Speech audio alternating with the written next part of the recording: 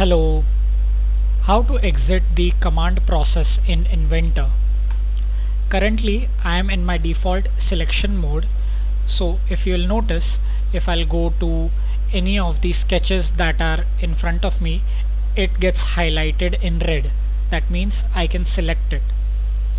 And now what we'll do is we'll go to the creation mode. We'll select a circle, and once we do the selection there is a blue border that appears. That means we are in the creation mode.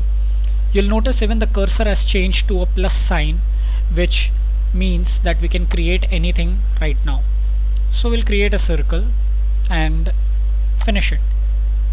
But even after finishing it, you'll notice that the creation mode has not exited.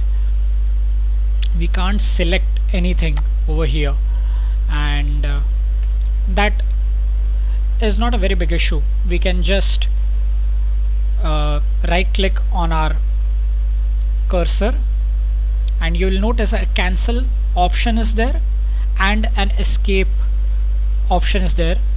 Escape by pressing the button escape from your keyboard. So yeah, I'll do the cancel, and now I'm back in my selection mode and I can do anything. So yeah, that's it.